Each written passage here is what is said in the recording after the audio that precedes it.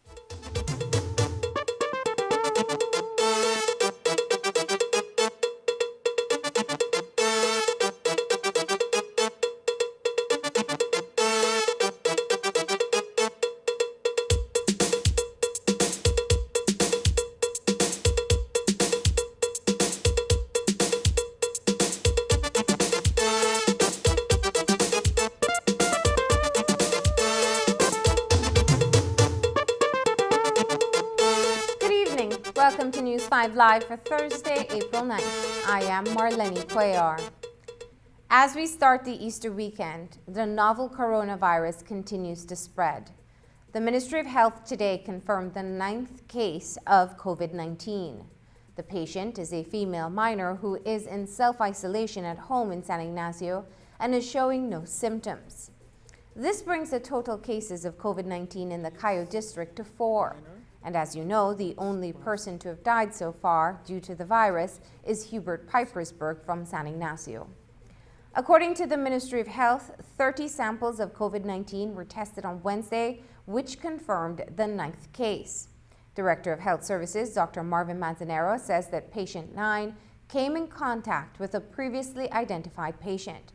This is the first case where the patient is a minor. It is a minor. That's perhaps as much as I'm going to say for now, and that minor is linked to one of the previous cases that we had identified in the Cayo district. The person is virtually with no symptoms and is self-isolated at home with one of the contacts that we had documented earlier in the week. That resulted as a part of a mapping exercise we had done. So that would be case number 9 that we have. Eventually we had said we are going to be getting more and more cases. We are not anticipating that every case will be now done via press release. I think going forward we're going to have to find a different mechanism for updating maybe our little infographic or put a little online counter in terms of active cases, recovered cases, and documented cases. So going forward, that's the mechanism we perhaps are going to be using once we start identifying cases. We'll have updates on the other COVID-19 patients later in the newscast. On Wednesday, it came to light that Belize has rejected thousands of test kits that countries from the Central American Integration System were getting from the South Korean government. The Koreans gifted the kits under SICA's regional contingency plan to combat the novel coronavirus in the region and was signed on to by Deputy Prime Minister Hugo Pat at a meeting in March. Belize was expected, along with its Central American sister nations, to benefit from the 180,000 testing kits. But it came as a surprise that the kits were turned down by Belize, though they're said to be 99% accurate and compatible with those used in Central America. According to the Director of Health Services, Dr. Marvin Manzanero, while the test kits are compatible with other Central American countries, they are not compatible with the platform that is being used here in Belize. Understand that we undertook training for our health staff using a particular platform, a particular template from February through PAHO. We had gotten test kits for that particular platform, that particular template from PAHO, and we had said to people who were willing to donate, people who were willing to pay for testing kits, that this is what we were using, because you understand that our lab at Central Medical Lab perhaps doesn't have the same staff or other equipment that other labs in other bigger countries have. So that's the platform we were using. As is, on the 18th of March, when Comisca had started asking what we wanted to procure through Comisca, you know, Comisca has a negotiation process for pooled procurement for all Central American countries.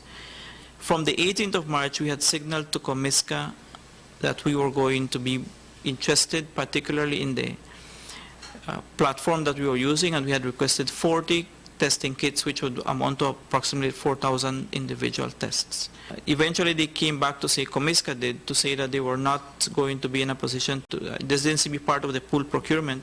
So on the 24th of March, which is the same time we got an initial request from CABE, we had submitted our list to Comisca, and as a document that's signed by my desk, requesting for other materials to accompany the testing kits, which is extraction enzymes, swabs, and other materials that are used in the testing kit, because I think we need to understand that it's not a simple testing kit. You need tubes, you need swabs, and also understand that the region is running low on swabs.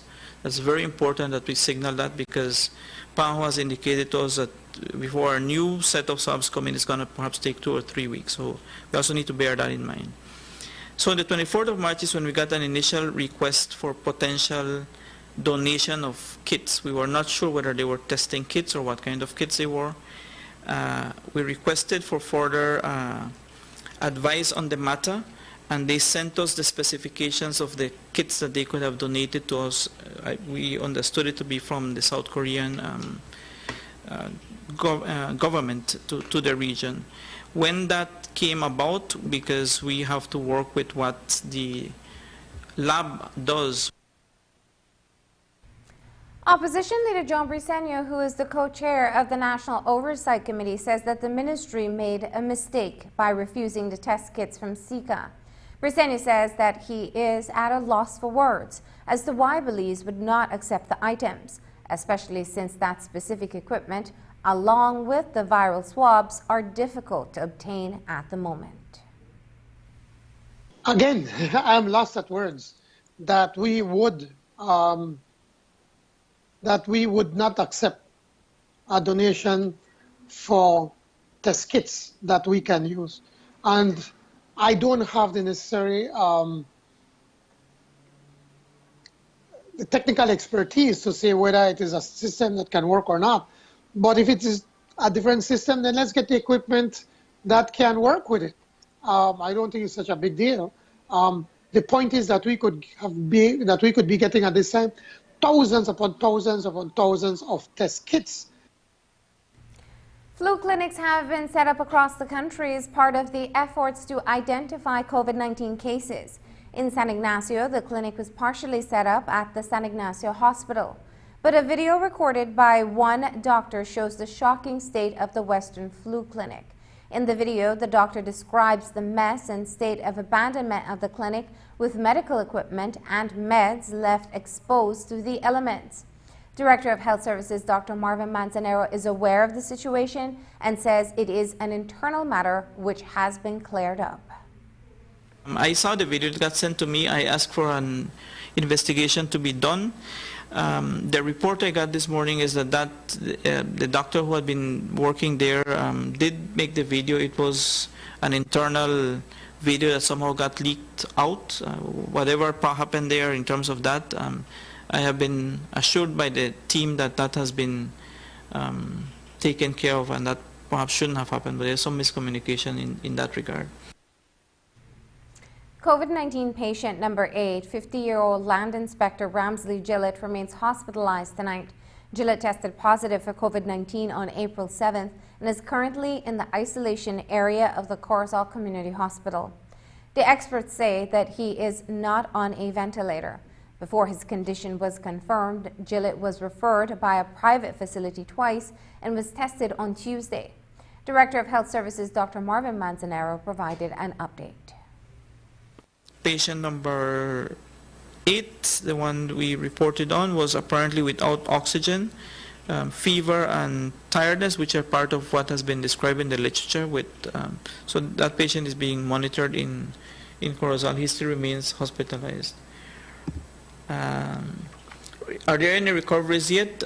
We can only say you're recovered once we have 2 negative tests, and we had said that we were going to swab you at day 14 or 15 and at day 21 more than likely, and that's simply because if you notice the literature is saying that some countries are even suggesting that quarantines might have to go up to day 30. 1,488 applications for the COVID-19 unemployment relief program have been processed and approved, but about 500 have been dispersed. The number of applications up to Monday morning was 44,000, and with a little less than 1,500 processed, this would be just 3.4% of all applications approved in under a week. In the public's eyes, the number processed seem low, especially during a time when many are not working and are desperately awaiting that aid. We asked Dr. Carla Barnett of the Economic Oversight Committee why the number of processed applications was so low. She said that it is quite a bit faster than a manual system with reams of paper would be. Barnett also noted that the applications were received less than a week ago and that the information must be verified. She points out that Social Security numbers, dates of unemployment, and other dates in the system must be properly reviewed. Barnett notes that Barnett notes that the errors inputted data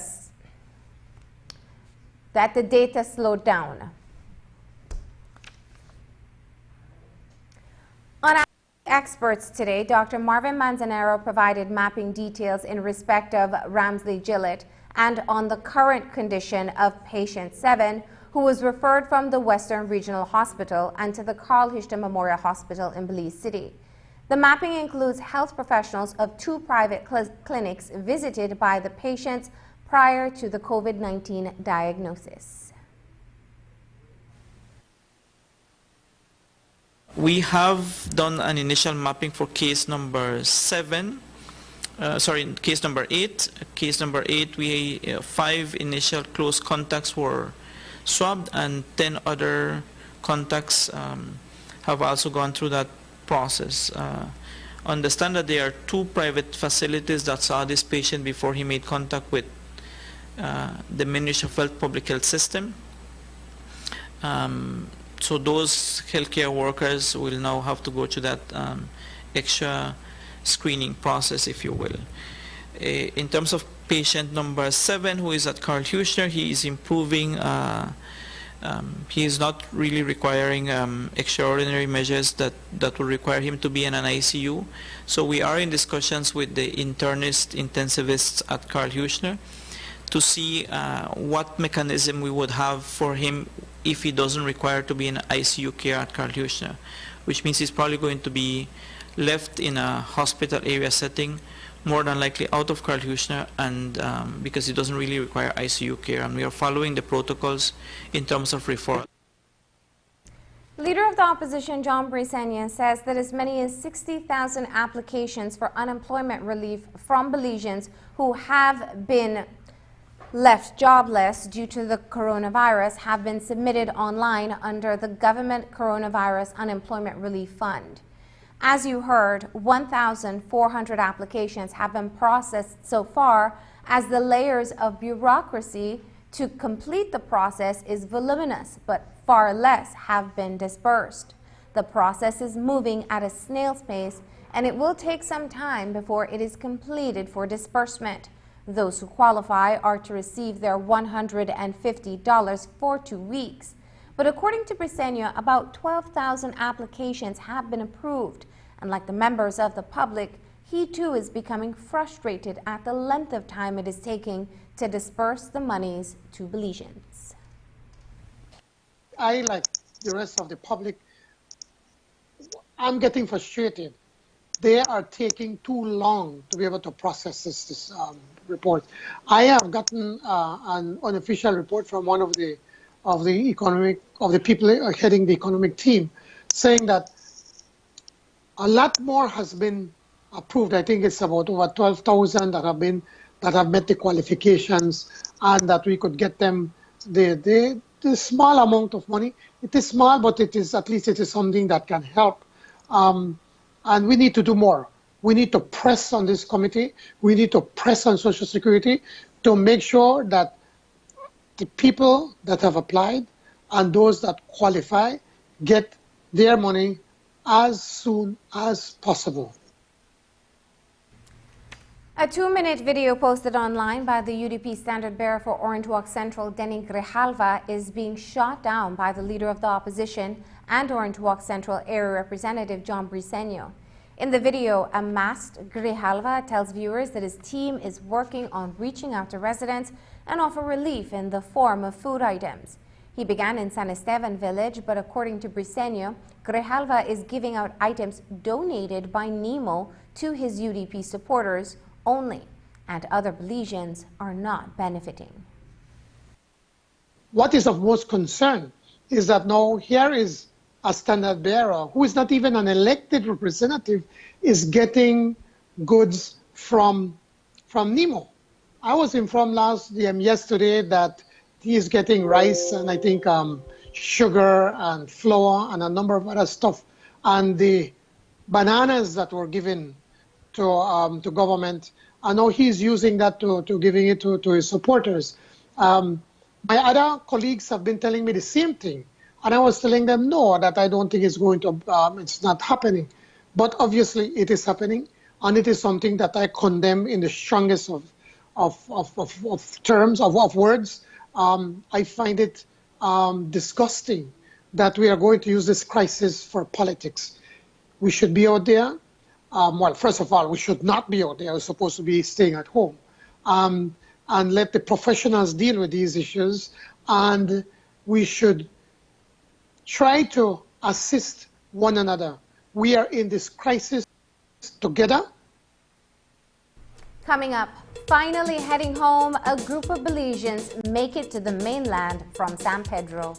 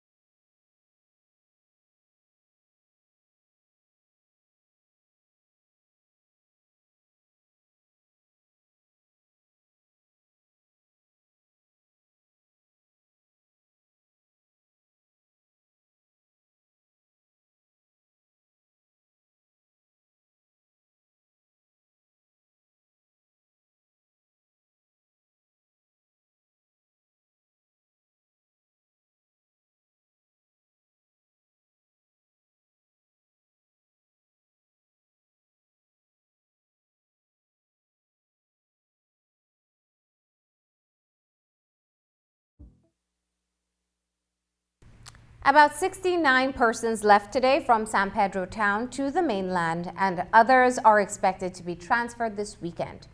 These are persons who lost their jobs and are being allowed to return to their communities of origin. So early this morning, they boarded an authorized vessel provided by San Pedro Belize Express and were ferried to the Belize City Terminal at Brown Sugar. A team of healthcare professionals were on hand to carry out checks on these persons as they disembarked. Shortly after, they had to leave the compound, whether by private vehicle or to get to the nearest public transportation.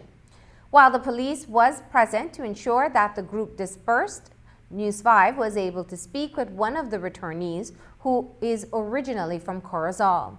He spoke of being kicked out of his rented room and that all is not well on the island for those in need.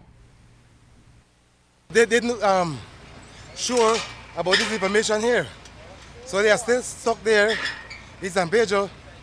But I heard that day after they will have another boat where they're coming out. I called the talk show in the evening and state by statement that what we really want was San Pedro, because the mayor in the morning was on another film on phone, and to me I catch a little part that he was sounding like everything is okay in San Pedro. But really and truly, as I speak, nothing is not so well there in San Pedro, especially for less fortunate ones that not working, have no job there. We have to be, right now I get put out of my room where I was staying, 7 miles up the coast. I had to stay 3 days on the dock and tuck the box dock to finish this time, move closer to town, so I can know the information when I can move out to that island. So I bless the opportunity that they hear my cry, and I hope they help a lot of people to make this happen. Because I really and truly, I don't know if only my advice, but I was the one that behind it mostly because I see the effect that's coming in San Pedro, and 40 more days or 60 more days is going to be really rough out there. While some of the returnees were from Belize City, a number were from the districts and lived on the island to earn their living. But with suspended bus runs and a state of emergency in place, there was concern that they would not be able to reach their homes and families.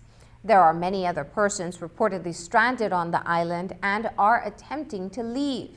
They too will have to be screened before boarding the water taxi. All I can say today live that I know that I'm free from all this sickness, and I'm happy and I'm blessed, and I thank God for this opportunity, and I could be around my family. Health inspection process yes. that you went through? Well, it's a screening. They make me answer a lot of questions, you know, and there's a doctor that take care of that situation here, Dr. Kamal. I know you had to meet, yes, and then Mr. Noble as well. Mr. Noble as well was behind this to try to help the people as well, to try to come out, right? So that's why I see Mr. Noble's name on the paper, and the people that assist, you know, the doctor and also the assistant that is making this possible for help people. You had to pay a fee to come on that vessel, correct? Well, yes. The text that I received last night was that I need to bring my ID and $20 fee to enter the vessel because it's going to leave in at 6 a.m. tomorrow today.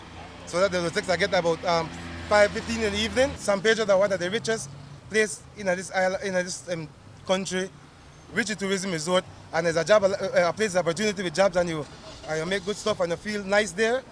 That's all you miss. But the most part I miss is maybe my family.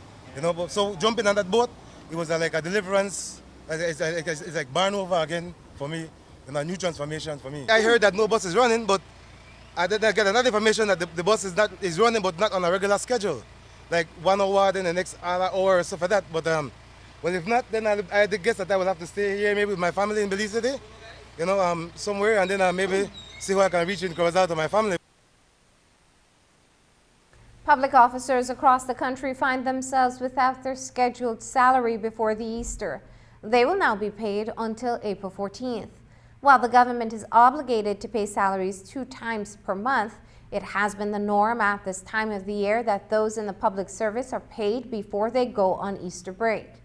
It is a concern, says leader of the opposition John Briceño, because thousands of public officers were expected to do their shopping before the Easter vacation, which they will be spending at home. We are extremely concerned.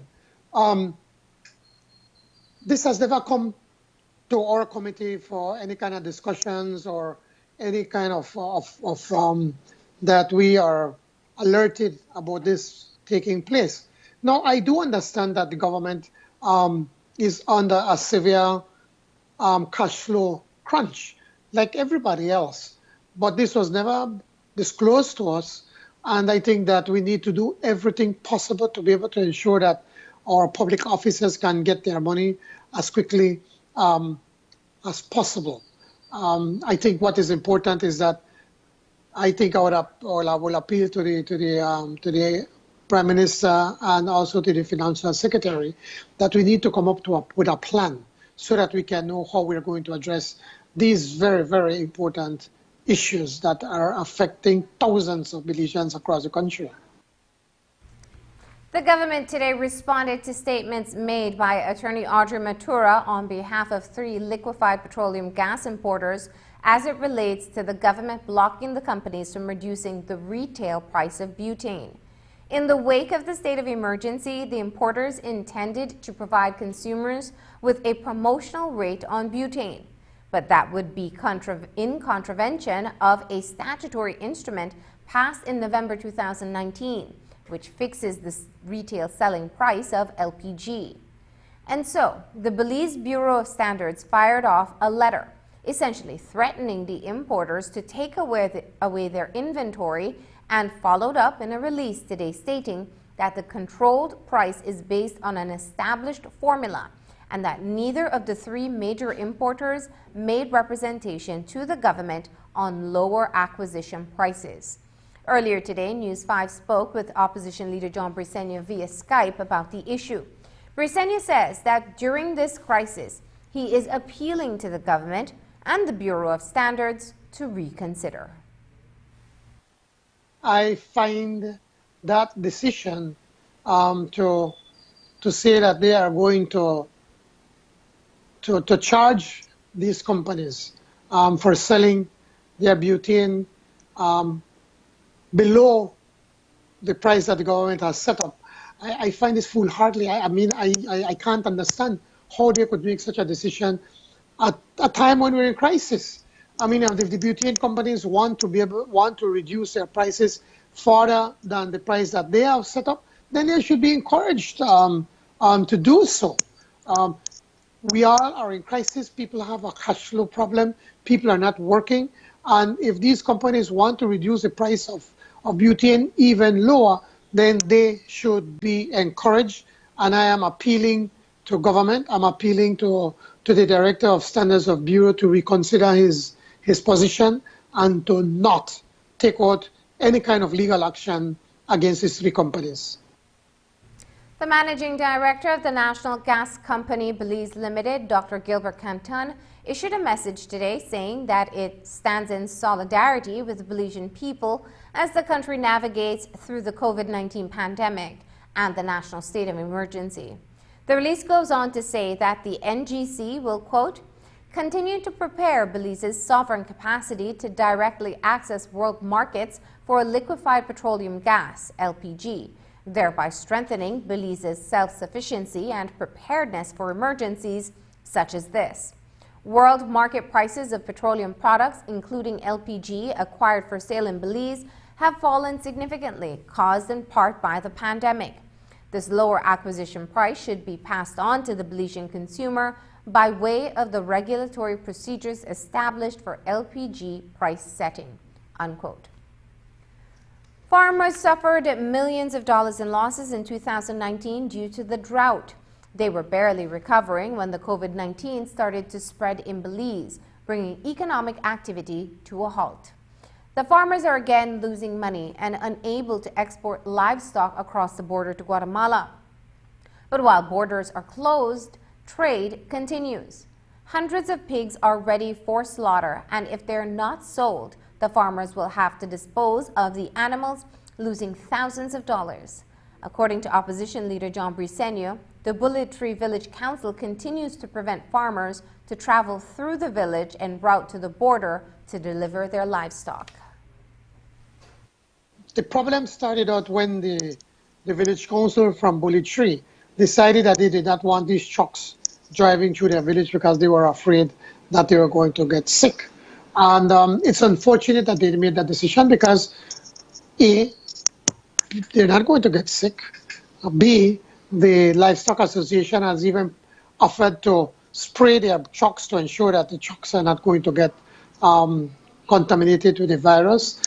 C, these are Belizean drivers, these are Belizean trucks that would just drive through the village. They drive through the entire country with the cattle. It is only in Bully Tree that they decided that they don't want these trucks with the cattle and pork or pigs to pass through.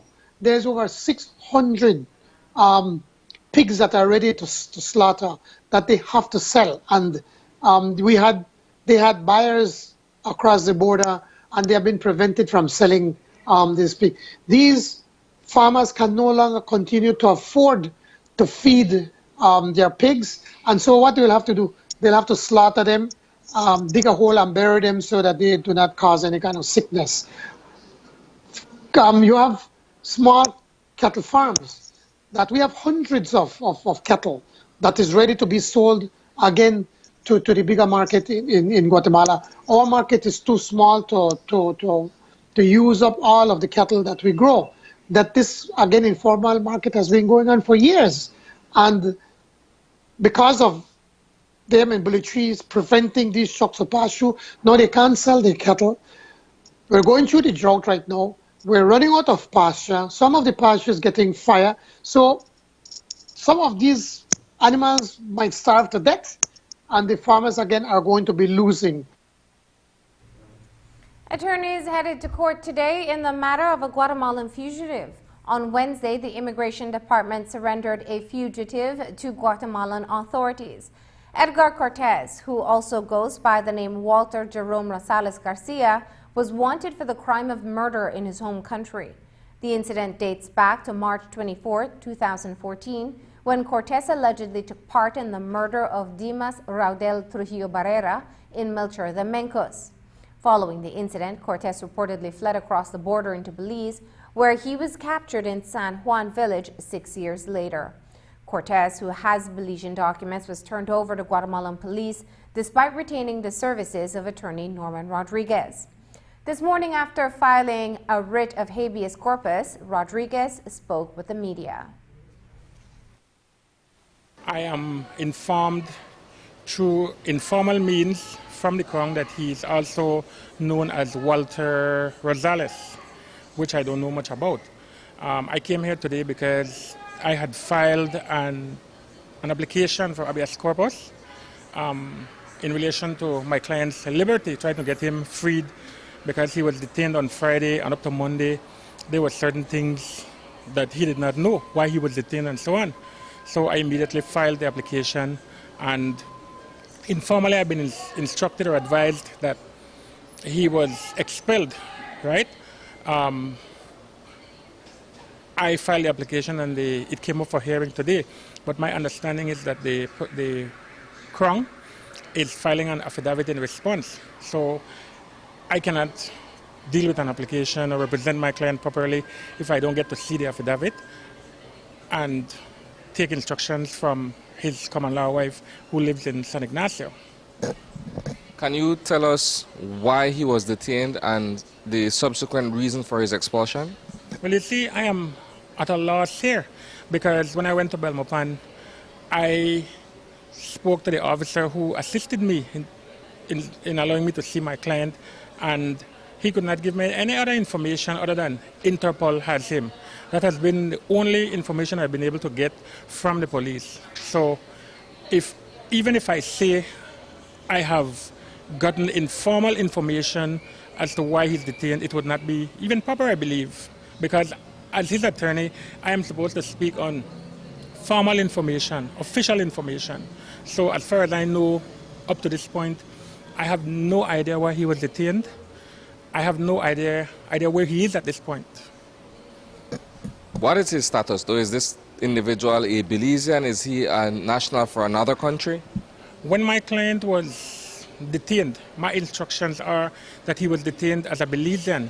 He has a Belizean passport, and he further instructed me that he has a Belizean voter ID, a Belizean social security, a Belizean birth paper, and that is what I went on. So, as far as I am concerned, he's a Belizean. As to whether he has dual nationality, well, until I see what response in affidavit the Crown has filed, I can only remain at he's a Belizean. After the break, the Easter rush for fish and social distancing at the Conchal Bay Market.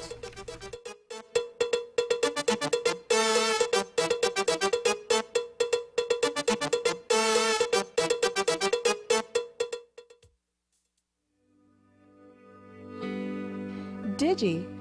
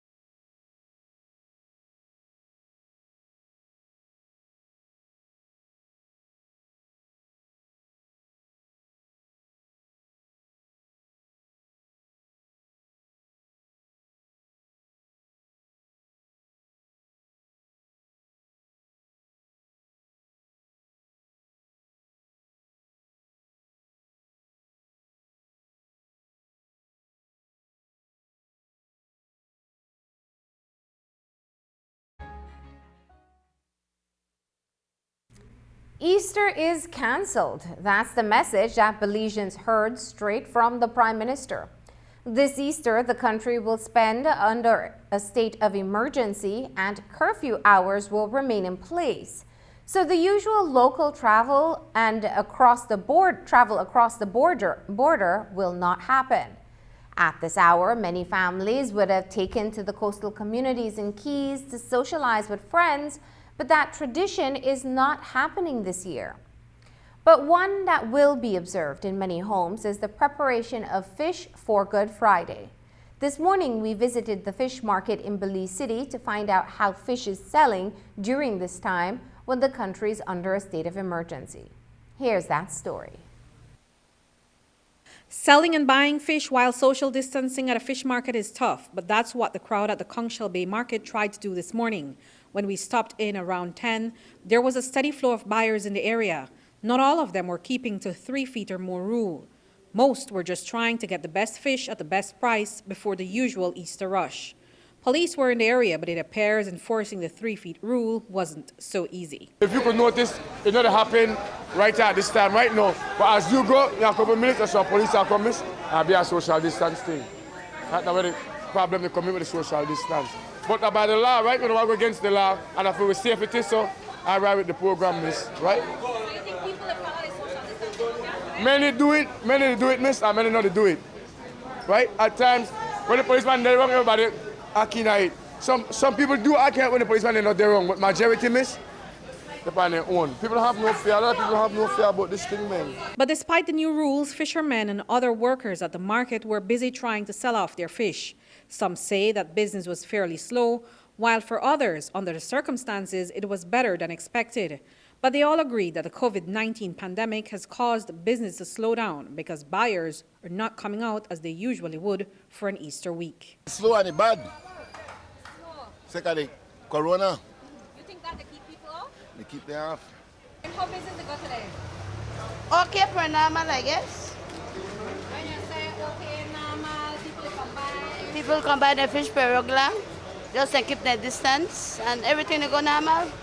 So you know they say the COVID-19 not affect you as a fisherwoman? That's why I stay over here by myself. It affects me, yes. Because business are not like normal, fish will come in less, and people are afraid to come shop. So by yourself, for me, kind of hard right now. So this Easter week look very different from last year. Much different. Thank God for the liberty today. Because otherwise, things tight and things bad. Real bad, I tell you. For today, and it's these scraping babes, thank God for the shilling on the make today, right? We can search with the shilling, right? The flu's on the said about, babes. The virus on the said about, and how the law set right now, we have to abide by the law. So to abide by the law, babes, with the punish. And be really with the punish. It's kind of alright, I think you go a kind of way, but you don't know how you go, regular basis. Well, I don't raise my price for my fish now. I sell my fish at the same normal price, understand me? Because then I have people I deal with, like, every week on deal with fish, right? And if I did rough up the people that later in their life, they people don't look out after me, understand me? So I don't try to raise my price for my fish. I stay on the same regular price. So when you talk regular price, how much do $8 you talk? a pound, $6, $7, $5, check. I got friends there, so I get a fisher too, you know. People look for any fish where they could get snappers, barrow, mackerel, kingfish, anything we got to sell, people to buy. Fish prices varied from vendor to vendor. Small snappers were going for $5 a pound, while other vendors would sell for $8. Fish at some stalls were going for $12 and up. Several buyers complained about the high prices for small fish. One buyer says the price should be regulated. They have to make a living, but then when the double price the fish is chancy because we are in a crisis, that financial crisis right now. And why did these people gobble up the price for a short time? And normally when these things are not available, the fish is so cheap on the market. I mean, it is outrageous. These people have statutory instrument that they should everybody stay in line with this crisis, and nobody should gobble up the price, because when you gobble up the price, who punish? The smaller people really need, and these guys just take the money and just lavishly take advantage of this situation. Reporting for News 5, I'm Andrea Polanco. A third donation via the Lord Ashcroft COVID-19 Relief Fund was dispersed today. It went to the Belize Police Department. Commissioner of Police Chester Williams received a check from Lyndon Giuseppe, Executive Chairman of the Belize Bank. The funds will be used to acquire needed personal protective equipment for police officers who are serving the front line of the fight against the coronavirus. The relief fund has provided $10 million to government and $100,000 to Hope Haven Center on Ambergris Key, all to be used to assist families at this very difficult time. Additional measures taken by government to lock down Cayo District for 14 days have further restricted the movement of residents in the twin towns of Santa Elena and San Ignacio. Delivery, takeout, and drive-through services have been suspended for the next 2 weeks, and everyone, with the exception of essential workers, is being asked to remain indoors. The Mennonite and Chinese communities, however, have joined forces with the San Ignacio Town Council, and today they sent out to deliver over 1,000 live chickens as well as 600 bags of groceries across both municipalities. Mayor Earl Trapp explains how the partnerships and donations came about. Is bring different social partners together and see how we can better or in one way or the other assist the community. So what the council have been doing over the past 2-3 weeks, we have been working along with the different businesses, companies, friends, seeking food items to assist the people as we go through this time of crisis.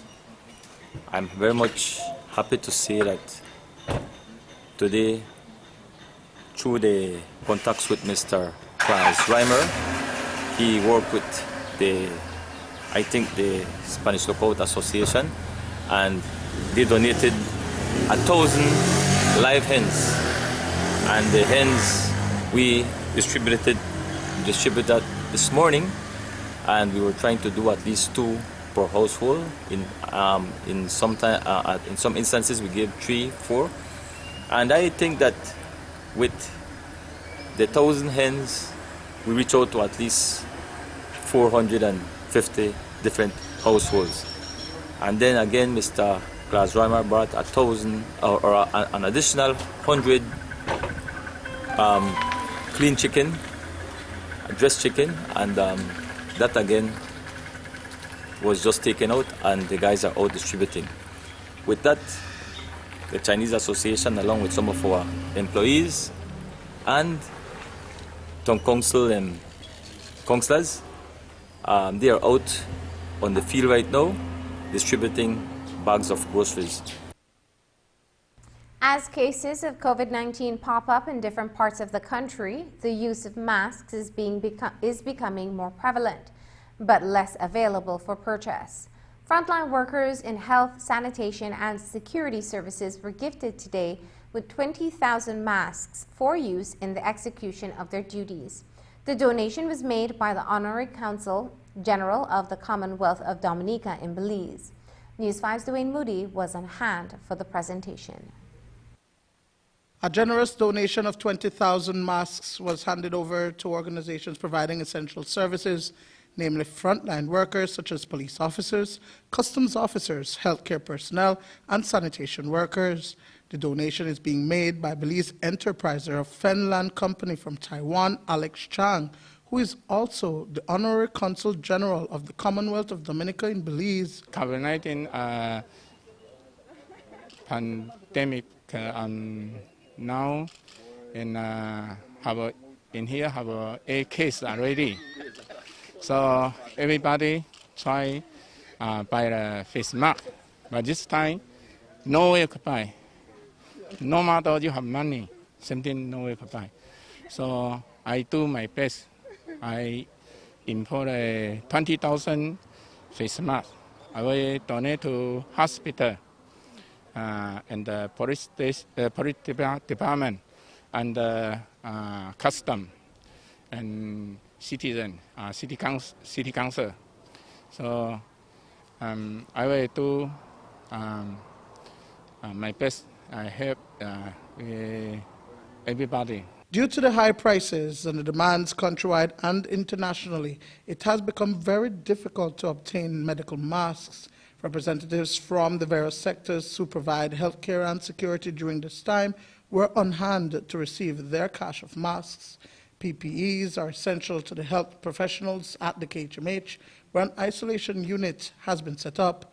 Operations Director Timothy Seguro says that it is best to be stocked. The mask will definitely help, as any form of protection that we can offer our staff is always appreciated, and there is never enough at this moment. So every little that we do get will definitely count and take the hospital much further in the fight against this disease. Now, in terms of the necessary equipment, protective gear, talk to us about that, where you guys are and how this just adds to that. Definitely it will help. We have right now. We don't know how long this will last, so every little more that we get will definitely just help us further in the fight. The Belize City Council also received a donation of masks, which Deputy Mayor Michael Morales says will be used by sanitation workers who continue to provide that essential service. The other functions of the various departments under the council are for the most part being conducted remotely. Because of the way the virus is being spread, through sneezing, coughing, or whatever emission comes out of the mouth. And our frontline workers are out there every day. I even notice, and I'm talking about the sanitation workers, we also have the special constables, and the market keepers and the park rangers. To protect themselves, they need to serve the people, they need to be out here. So when this opportunity came up for us to receive 1,000 of these masks, it will go a long way with us because we've been equipping them, but as you all know, these things are disposable, and after a time you need to change them. Our job is to prevent the spread. The frontline workers are out. Yes, they need to come and work, but if they are not working, then they stay home. That's the mantra. Stay at home. In Garifuna, I tell them, Rede Huma Mundada, do not come out if you don't have to. Dwayne Moody for News 5. We also note that the Republic of China has donated an additional $2 million to the government to contain the spread of COVID-19. This will be used for urgently needed additional personal protective equipment, medical equipment, testing kits, and laboratory supplies for frontline medical service providers countrywide. The Prime Minister, Dean Barrow, and Ambassador Remus Lee Kwao Chen chose to set an example by meeting virtually to accept this important donation. When we come back, tips on how to keep healthy during the quarantine.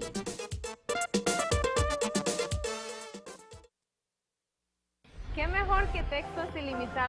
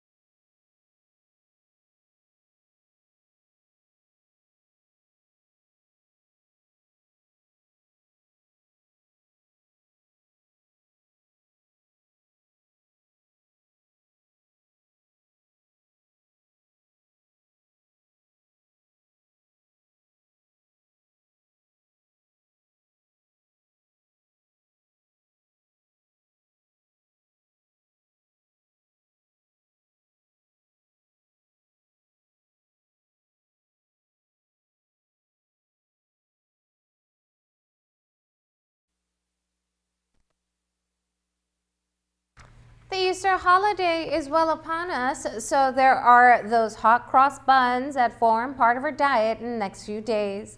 We will all be at home and tempted to run to the fridge frequently or grab unhealthy snacks from the pantry. So the Ministry of Health is advising the public to stay physically active and to eat healthy during the holidays. Nutritionist Ada Cuello recommends you keep away from sugary foods and drinks, especially bottled juices and canned food, which are filled with salts and fats. She's also recommending that you engage in 150 minutes of exercise per week, or at least 30 minutes of exercise per day for 5 days. And most importantly, make sure you get enough sleep and rest. For children, for example, drink more water and avoid sugary food and drinks. Sugar actually weakens the immune system, so drinking more water, drinking more natural juices, staying away from the bottled packaged juices because these do tend to be very high in sugar. Washing your hands before eating, of course. After any activity, actually, right now, we should be encouraging everyone to wash your hands. Eat freshly prepared foods and avoid foods high in salts and fats. So again, the process on the canned foods. We can still be active in our homes. The recommendation is actually 150 minutes of exercise a week. So only you just have to take 30 minutes out of your day, maybe in the morning or in the afternoon. You know, if you have access to YouTube, there are different videos online that you can access. Just using your body weight at home, doing squats, etc. 30 minutes a day is what we recommend, at least 5 days out of the week. And of course, getting enough sleep. Avoid sharing cups, water bottles, eating utensils, or personal hygienic products, of course, even for the children, to avoid that cross-contamination. If you will be doing grocery shopping over the weekend, aside from social distancing and wearing face masks, the nutritionist advises to be careful what you touch at the supermarket. Whatever items you buy and take home, Cuello says make sure that you sanitize them with a homemade disinfectant. Right now that we are going to the grocery store, we do have to I recommend we sanitize items when we do get back to the house.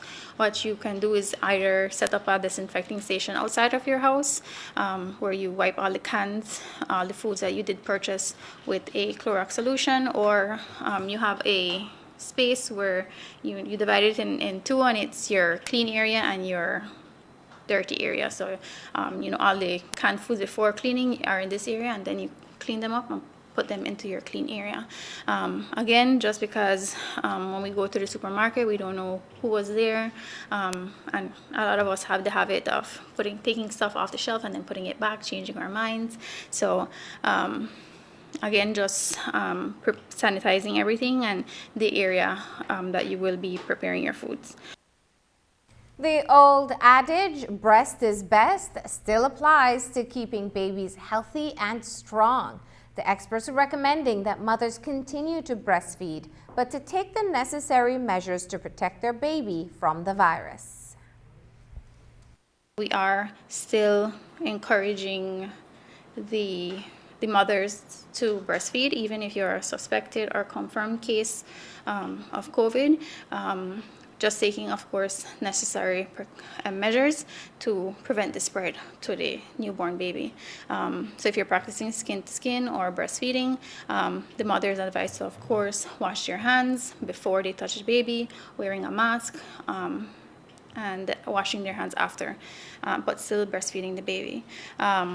If they're maybe in a critical condition because of COVID, we are encouraging them to express the milk. So take out the milk and feed the baby with a spoon or a cup until the mother is able to breastfeed again. Okay, we're still encouraging the breastfeeding instead of the bottle feeding.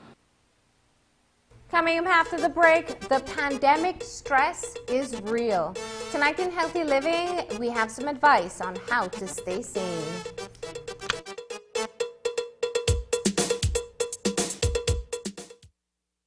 In life,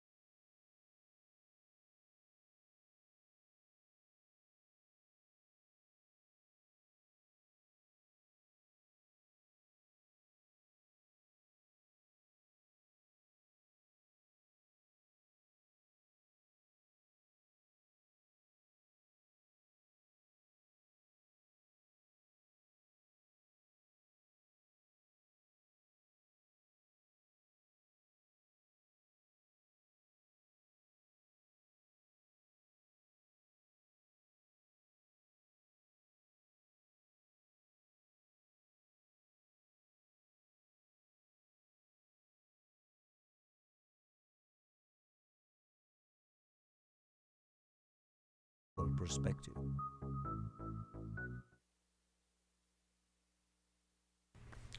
The COVID-19 pandemic has usurped everyone's attention. It's on local and international television. It's all over social media and the main topic of every group chat and even at dinner time. This pandemic has drastically changed our routines. It's robbed thousands of an income and left us all a little or a lot anxious about our well-being and the safety of our loved ones. The pandemic stress is real. And tonight in Healthy Living, we get some advice from a professional how to stay sane amidst all of it.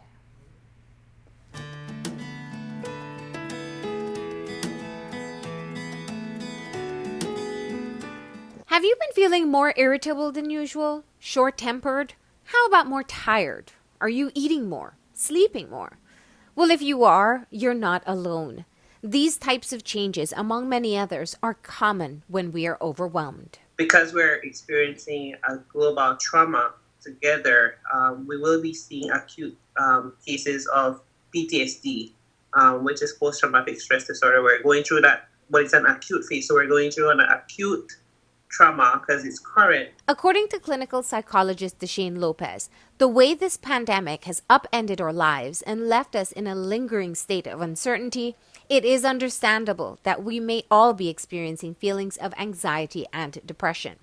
She outlines 3 things we can all do to keep ourselves sane during this crisis. Number 1, make a list of the things you can control. Create a table to assess in terms of the things that you can do and the things that you cannot do. Because oftentimes when we're feeling anxious, it's because we feel that we have no control. And so writing out the things that you can control is a good reminder for you, and it also helps the mind to relax. And while you're engaging in this activity, by the time you're finished completing it, you'll feel more relaxed because you'll start to sit down and you'll think in terms of what are some of the things that I can control. Number 2, practice deep breathing. The second one, one of the favorite things that I prefer is deep breathing, because deep breathing is, research has shown that helps to reset the physiological changes that our body experiences, right? So when we're in that state of distress, when we're anxious, we have a lot of physiological changes. We sweat more, our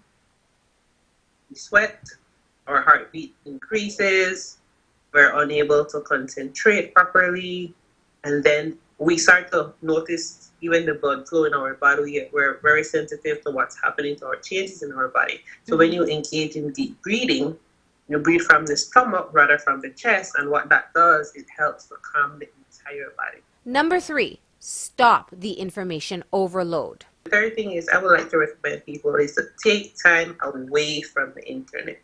Or if you do use the internet, take time away. Don't go on Facebook.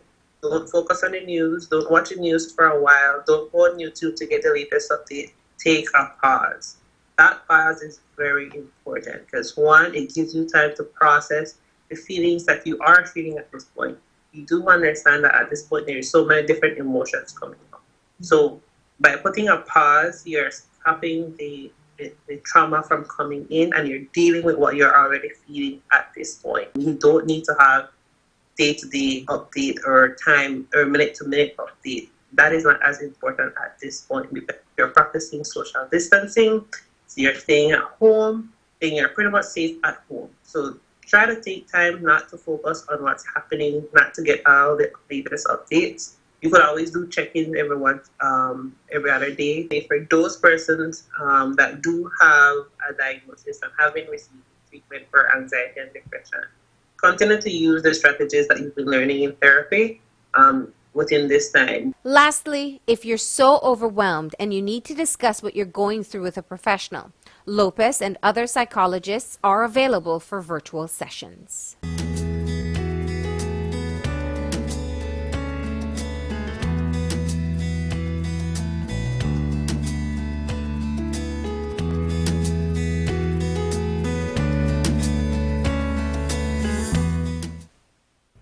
And that's the news. Don't forget that tonight's broadcast is available in both text and streaming video at channel5belize.com. You can also connect with us on our Facebook page at facebook.com/News5Live. I'm Marlene Cuellar. Thanks for joining us, and from all of us here at News 5, please remember to wash your hands, keep your social distance, and most importantly, stay home. Have a happy and safe Easter weekend. Good night.